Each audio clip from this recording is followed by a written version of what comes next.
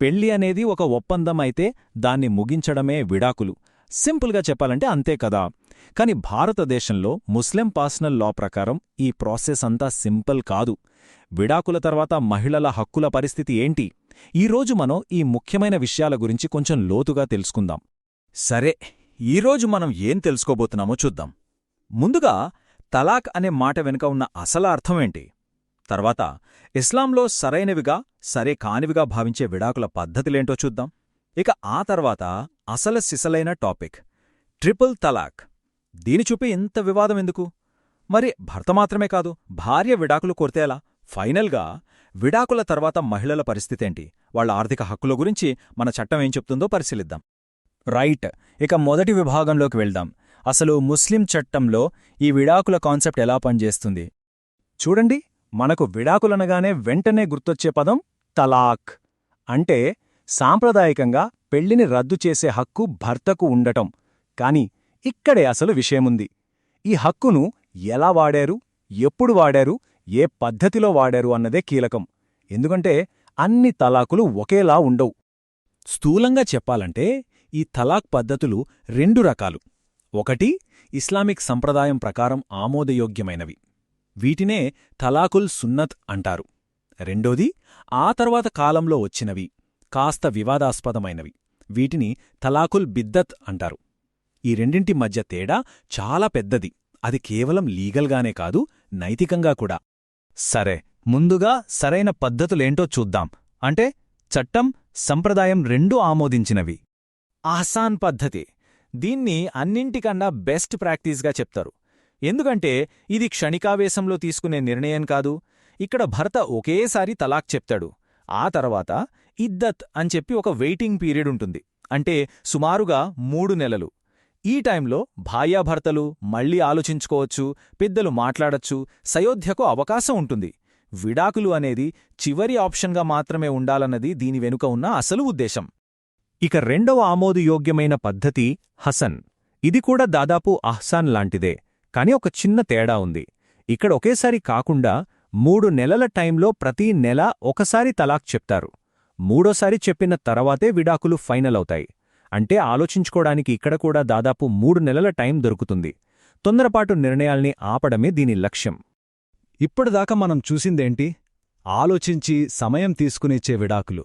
కాని ఇప్పుడు మనం చూడబోయేది దీనికి పూర్తి ఆపోజిట్. మన దేశంలో ఏళ్ల తరబడి పెద్ద చర్చకు, న్యాయ పోరాటానికి దారితీసిన ఆ వివాదాస్పద ట్రిపుల్ తలాక్ గురించి ఇప్పుడు మాట్లాడుకుందాం. ఈ తలాక్ ఉల్ బిద్దత్ అంటే ఏంటంటే ఒకే ఊపులో తలాక్ తలాక్ తలాక్ అని 3 సార్లు చెప్పేయడం. ఒకప్పుడు ఇది ఎలా ఉండేదంటే ఇలా అన్న మరుక్షణమే పెళ్లి రద్దయిపోయేది. ఫోన్లో, వాట్సాప్లో, చివరకు ఉత్తరంలో చెప్పి విడాకులిచ్చిన సందర్భాలు కూడా ఉన్నాయి. అంటే ఇక ఆ మహిళకు తన వాదన చెప్పేందుకు కాని, కనీసం ఆలోచించుకోవడానికి గాని సమయమే ఉండేది కాదు. ఈ టైంలైన్ చూడండి. ఇది ఒక పెద్ద మార్పు కథను చెబుతోంది. 2017 దాకా ఈ ట్రిపుల్ తలాక్ పద్ధతి విమర్శలు ఉన్నప్పటికీ చట్టపరంగా చెల్లుబాటయ్యేది. కాని 2017లో షాయిరా బానో కేసులో సుప్రీంకోర్టు ఒక చరిత్రాత్మక తీర్పిచ్చింది. ఏమని? ఇది రాజ్యాంగ విరుద్ధమని. అక్కడితో ఆగలేదు.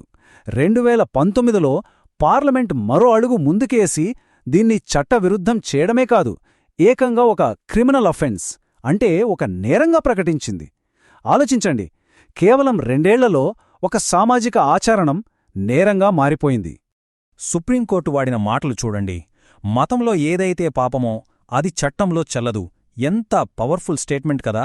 అంటే ఒక వ్యక్తిని ఏకపక్షంగా ఒక్క క్షణంలో వదిలించుకోవడమనేది మన రాజ్యాంగం ఇచ్చిన సమానత్వపు హక్కుకు, గౌరవంగా బ్రతికే హక్కుకు పూర్తిగా వ్యతిరేకమని కోర్టు తేల్చి చెప్పేసింది. ఇక ఈ కొత్త చట్టం అంటే ముస్లిం మహిళల వివాహ హక్కుల పరిరక్షణ చట్టం 2019 4 చాలా ముఖ్యమైన విషయాలు చెప్పింది. 1. ఎవరైనా ట్రిపుల్ తలాక్ చెప్తే అది చెల్లదు, అంతే. 2. అలా చెప్పిన భర్తకు జైలు శిక్ష కూడా పడొచ్చు. 3. బాధితురాలు తనకోసం, తన పిల్లల కోసం భరణం అడిగే హక్కు ఉంది. 4. పిల్లల కస్టడీని కూడా ఆమె కోర్టులో క్లెయిమ్ చేయొచ్చు. అంటే ఇది కేవలం ఒక ఆచారాన్ని ఆపడం కాదు, మహిళలకు ఒక లీగల్ షీల్డ్, ఒక రక్షణ కవచమివ్వడం. సరే, ఇప్పటిదాకా మనం భర్త ఇచ్చే విడాకులు గురించే మాట్లాడాం కదా. మరి భార్యకు విడాకులు కావాలంటే ఆమెకేమైనా మార్గాలున్నాయా? ఆ విషయాన్ని చూద్దామిప్పుడు. భార్య విడాకులు కోరే పద్ధతిని ఖులా అంటారు. దీని ఒక రకంగా విముక్తి కోరడం అనుకోవచ్చు. ఇందులో భాగంగా సాధారణంగా పెళ్లి టైంలో భర్త ఇచ్చిన మహర్ను ఆమె తిరిగిచ్చేసి ఈ పెళ్లి బంధం నుంచి నన్ను విడుదల చెయ్యమని కోరుతుంది. అయితే దీనికి భర్త అంగీకారం అనేది కీలకం. ఇప్పుడు ఈ రెండింటి మధ్య తేడా గమనించండి. తలాక్ ఇది పూర్తిగా భర్త ఏకపక్షంగా తీసుకునే నిర్ణయం.